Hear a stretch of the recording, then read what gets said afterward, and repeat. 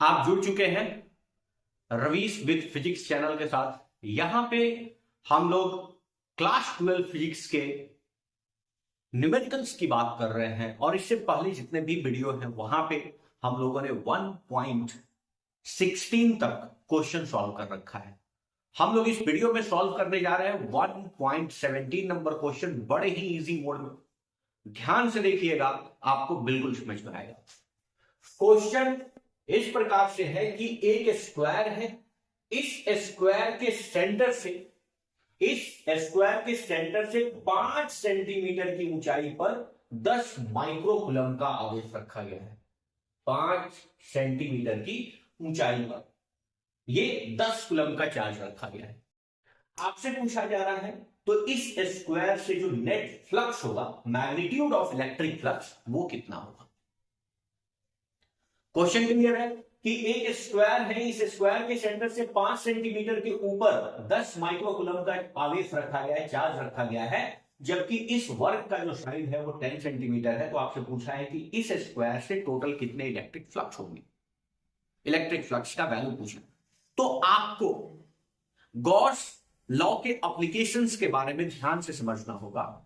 Gauss law क्या बोलता है कि अगर कोई सरफेस ऐसा हम एज्यूम करते हैं जो सिमेट्रिकल है चारों तरफ से, और जो चार्ज रखा गया है वो उस सिमेट्रिकल सरफेस के सेंटर में है, तो जितने भी सरफेसेस होंगे उससे इक्वल अमाउंट ऑफ फ्लक्स हमें प्राप्त होगा।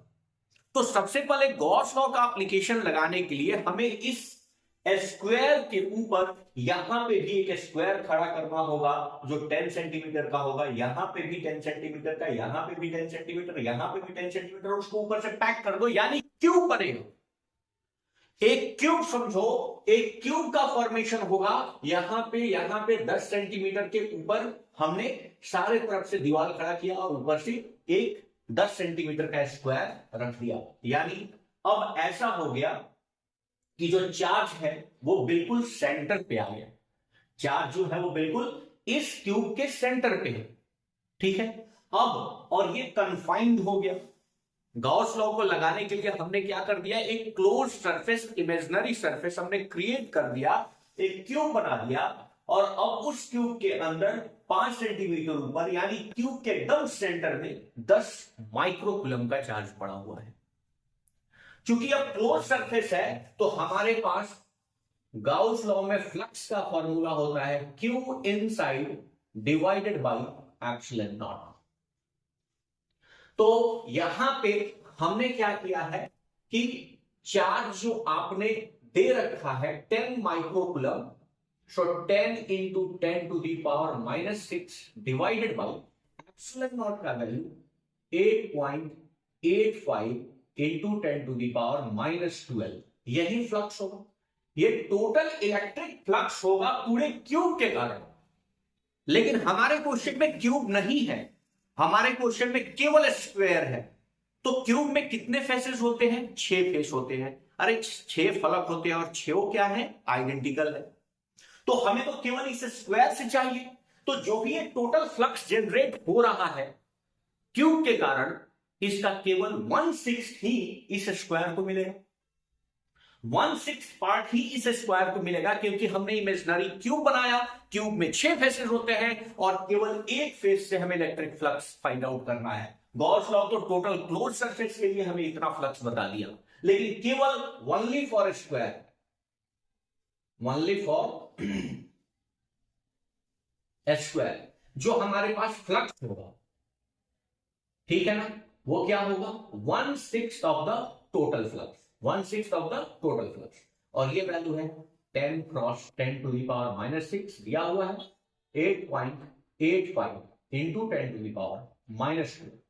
अब अगर यहां पे कट्टम पिट्टी मचा देते हैं तो हमारा आंसर निकल के आएगा, जो हमने लिख रखा है 1.88 into 10 to the power 5 newton metre square पर कूलम स्क्वायर। ये हमारे पास आंसर आ जाएगा। मतलब इस क्वेश्चन को करने के लिए हमने गॉस लॉ का एप्लीकेशन बनाया, एक इमेजिनरी क्यूब बनाया। क्यूब में 6 फेसेस होते हैं, तो हम एक फेसेस के अंदर, मतलब एक फेस से कितना फ्लक्स हमें मिलेगा, बस यही एप्लीकेशन यहां पे लगाया है और हमारा आंसर निकल के आ गया है। होप ये आइडिया आपको क्लियर हुआ। अब बढ़ते हैं हम लोग अगले क्वेश्चन की। क्वेश्चन नंबर है आपके पास 1.18। अब यहां पे सिंपल सा गॉस लॉ का एप्लीकेशन आपको दे रखा है। क्वेश्चन में दे रखा है कि एक क्यूब है और इस क्यूब के सेंटर पे मतलब बीचों बीच एक चार्ज रखा गया है, पॉइंट चार्ज, जो वैल्यू है 2 माइक्रोकूलम, और इस क्यूब का जो साइज है वो 9 सेंटीमीटर है, वो 9 सेंटीमीटर है। तो हमें टोटल फ्लक्स निकालना है। अब टोटल फ्लक्स निकालने के लिए हमें इस क्यूब से इनक्लोज्ड है चार्ज, तो क्यूब का क्या कॉन्फ़िगरेशन है उससे हमें कोई मतलब नहीं होता है, क्योंकि गॉस लॉ बोलता है केवल charge inside of close surface divided by epsilon not. तो होप ये आइडिया क्लियर हुआ कि यहां पे हमें टोटल फ्लक्स निकालना है और ये कन्फाइंड है क्यूब से, तो डायरेक्ट आप क्या रखो, Q in divided by epsilon not. Value आपको पता होगा, क्यू इन जो अंदर की ओर रखा गया है चार्ज, पॉइंट चार्ज, वो 2 microcoulomb, so 2 into 10 to the power minus 6, और एप्सिलॉन नॉट का value 8.85 into 10 to the power minus 12। इसे अगर आप कैलकुलेट करते हैं, मैंने आंसर लिख रखा है 2.26 into 10 to the power minus 9 newton metre square पर कूलम्ब स्क्वायर आ जाएगा। होप ये सबसे इजीएस्ट क्वेश्चन था इस चैप्टर का। चलिए अब अगले क्वेश्चन पे आते हैं।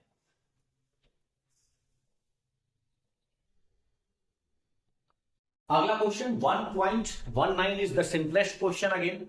आपसे बोला है कि एक स्फीयर है आर रेडियस का, जितने भी रेडियस हो, और इससे जो टोटल इलेक्ट्रिक फ्लक्स निकल रहा है, इस स्फीयर के थ्रू जो टोटल इलेक्ट्रिक फ्लक्स हमें मिल रहा है उसका वैल्यू दे रखा है -1.0 into 10 to the power 5 newton metre square पर कूलम्ब।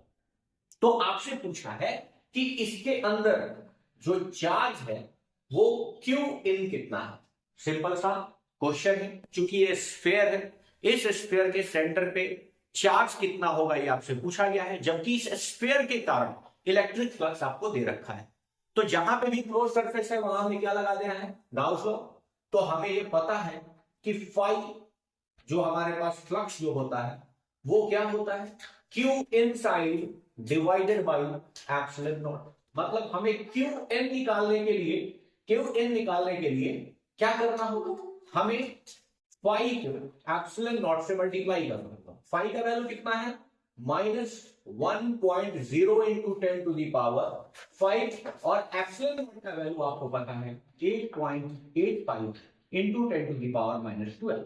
अगर आप इसे मल्टीप्लाई करते हैं तो ये केवल नेगेटिव का हो जाएगा, 8.85 into 10 to the power -9 coulomb. ये आपका आंसर हो जाएगा। अगेन ये बड़ा ही सिंपल क्वेश्चन था। देखते हैं अगला क्वेश्चन 1.20 जो क्वेश्चन है वो क्वेश्चन क्या बोलता है, ध्यान से समझिए। एक स्फीयर है जिसका रेडियस है 10 सेंटीमीटर और इसके सेंटर से 20 सेंटीमीटर की दूरी पर, इसके सेंटर से 20 सेंटीमीटर की दूरी पर कोई पॉइंट पी है। इस पॉइंट पे इलेक्ट्रिक फील्ड का वैल्यू दे रखा है, इस पॉइंट पे इलेक्ट्रिक फील्ड का वैल्यू दे रखा है। आपसे पूछा जा रहा है कि इसके सेंटर पे चार्ज कितना होगा। अब इलेक्ट्रिक फील्ड का फॉर्मूला आपको पता है कि E equals to KQ upon R² होता है, ठीक है। अब यहां से हमें Q निकालना है, सो Q का जो वैल्यू होगा वो E इंटू R² अपॉन क्या हो जाएगा, K हो जाएगा। देखो मैंने R² को दूसरी साइड भेज दिया और K से डिवाइड कर दिया, बस वैल्यू आप पुट कीजिए। Q इक्वल्स टू E का वैल्यू आपको दे रखा है, कितना दे रखा है क्वेश्चन में, 1.5 into 10 to the power 3 R² 20 centimetre है, अगर मीटर में कन्वर्ट करोगे तो 0.2 मीटर होगा, तो 0.2 मीटर का whole square divided by K का वैल्यू होता है 9 cross 10 to the power 9। K electrostatic constant है, क्लियर है। अब इसे अगर आप कैलकुलेट करते हो तो इसका वैल्यू आ जाएगा, चार्ज का जो वैल्यू आ जाएगा -6.6767 into 10 to the power -9 coulomb. ये आपका आंसर हो जाएगा। होप ये आइडिया क्लियर होगा। मैं आंसर यहां पे कैलकुलेट नहीं करके डायरेक्ट लिखा हूं, आप कैलकुलेट करके देख सकते हो, ठीक है, क्लियर है। तो ये अपना 1.20 क्वेश्चन का आंसर है। बढ़ते हैं हम लोग अगले क्वेश्चन।